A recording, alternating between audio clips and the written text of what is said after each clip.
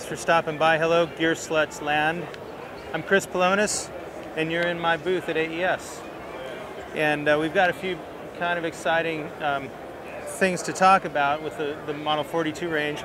Model 42 range starts at the Model 42, which is the little guy, and goes through the Model 42, the Model 42.1, where we add the 42 LF, and then the 4288, which is ultimately it's the idea of combining the 42 and the 42 LF into one speaker.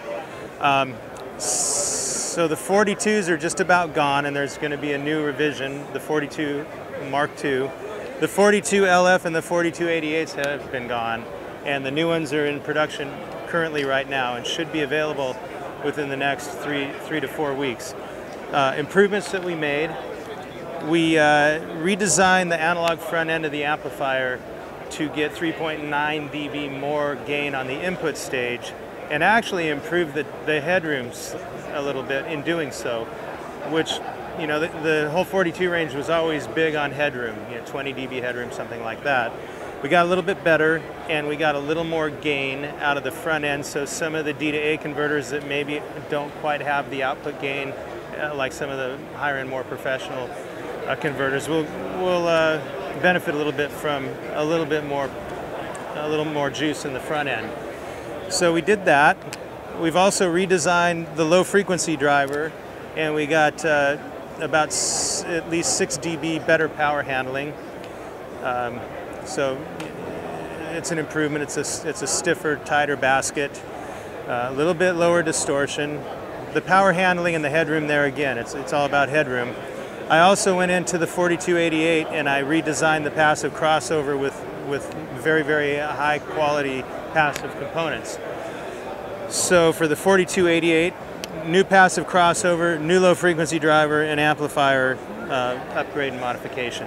Model 42 LF, amplifier modification, and low frequency driver improvement. Model 42, same Model 42, same everything except for the amplifier modification.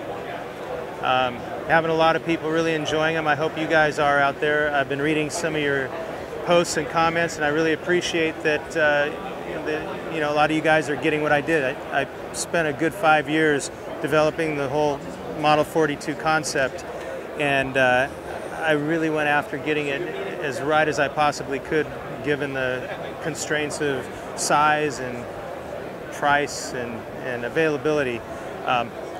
For those of you who aren't familiar with the 42, it's very light. All the components on all of my speakers don't live in the speaker. I think that that's a completely bad idea to do. Putting sensitive electronics inside a vibrating magnetic enclosure, I keep saying this, but for those of you who haven't heard me say it before, I think that's a bad idea. I think most people would agree with that too.